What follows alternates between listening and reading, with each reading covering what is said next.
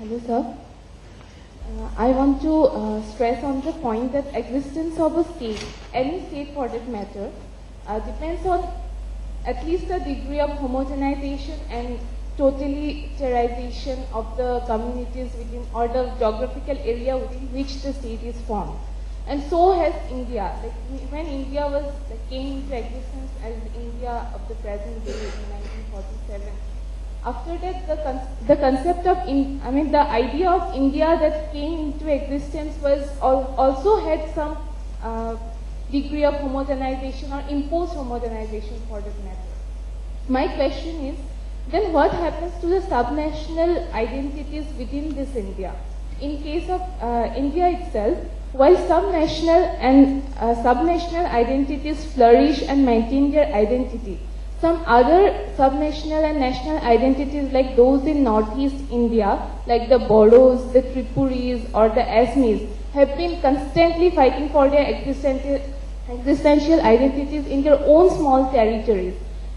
And they have two ways out. Either they make voices democratically and non-violently, and their voices are never heard. And if they turn ever violent, all their problems are boiled down to law and order problem, and their identity question is never dealt with seriously. So, I want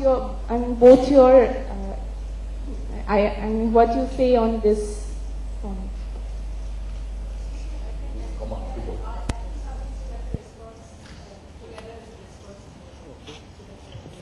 Sorry, you'd like to add to that? Okay. Related question. Yeah, related. Very quickly. I'm going to ask a related question.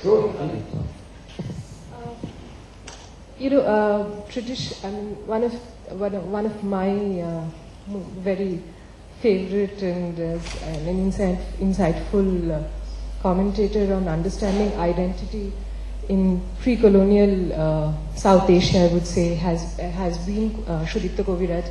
And Koviraj says something extremely, to my mind, insightful in the sense that traditionally speaking, communities in South Asia have the characteristic of being fluid and fuzzy. I quite liked that explanation in terms of understanding identity. So, there's so much of debate about identity now in the sense. So my understanding is that it's not that identity is now and identity wasn't then. But the point is that identity was fluid and fuzzy in the sense that you could cross over identities.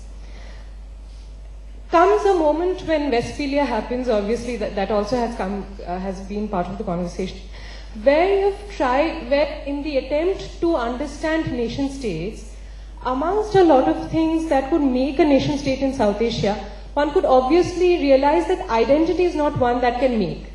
Because identity is diverse, they cannot be a single identity. If fuzzy and fluid is the understanding of identity in South Asia, the identity cannot mark the nation state. So what marks the nation state is territory. That's the only identity perhaps.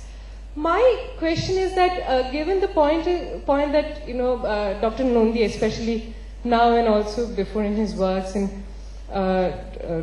you also can perhaps give your own reflection on it, in the sense that if you historicize nation state as such and say that it had a beginning, Westphalia was a beginning, and it might just have an end, so or perhaps a transition as such.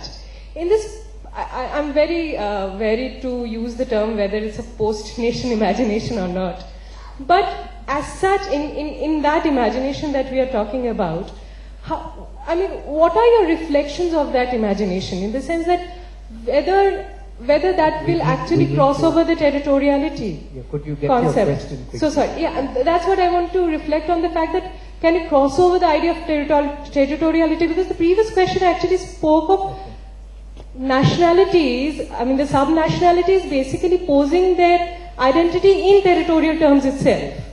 So it's actually part of the same politics. I don't think it's a European imagination that is happening is actually a fit case for South Asia. Okay, could we So get how the South Asian imagination is happening in that sense? I'm so sorry for the language. We have got 11 minutes or 12 minutes left, so we request that questions be kept short. would you like to respond to these two questions now? I think Hamid should respond because it's Okay. a general question and Okay. it can be related to that. If Okay. I want to add something, I will do that. These are all wonderful questions, and I don't mean to shortchange them, but in the interest of time, I will be very brief.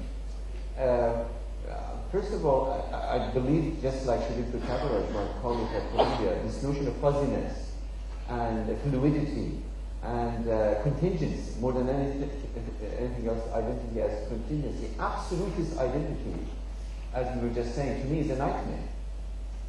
Total nightmare. Again, as Professor Nandy just said, identity and alterity have to be interchanged. That is a more human condition and a more natural space of our growth. And so far as subnational categories are concerned, I was in a previous conversation, a public conversation with Professor Nandy, I was referring to a very bizarre statement by Sir Ralph Dahrendorf in his book Democracy and Society in Germany, that obstacles to total democracy are also obstacles to total totalitarianism. So that subnational categories, in a way, whatever are, communal identities, universities, colleges, whatever they are also buffer zones between the atomized individual and the totalitarian proclivity of the state. So the idea as a result is not either the absolutist totalitarian state or communitarianism or communalism of the most identitarian disposition, but a fluidity that we generate and sustain by virtue of our shared memories. A nation, a people, a country, a homeland has to be given credit for the historical generation and sustaining of the shared memories, and those shared memories are not reducible to communal identity. I will just add the footnote that your statement was in some sense a partial response to the earlier question. Professor Rukmini, would you like to add? Yeah, no, 1 second. Can we just take... One second. Professor, would you like... Yes. I can't resist the proximity of a mic. Yes. So, Ashis and Professor Dabashi, I am a teacher and I have two very simple questions which go back to the beginning where Mohan Gopal suggested that there were lots of young people here and this was their initiative, and the large abstract ideas that you have would connect with the agitation of the youth and their concerns and so on. So I wanted to ask you whether the category of youth, you know, Ashishta talked about a Bal Krishna and then the grown king, but the category of youth is the creation of modernity, and the management of this category, which is at once fetishized and treated as emblematic of immortality and youth and grace, and at the same time hard to manage because it's this arena of passion,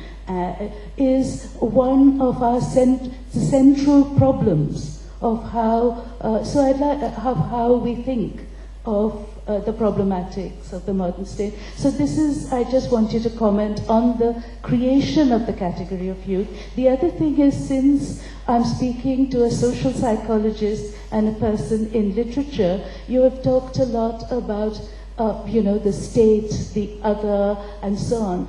But the emotional life of cultures, which is there in the poetry and fiction and so on, in film above all, that emotional life, how is it captured in the kinds of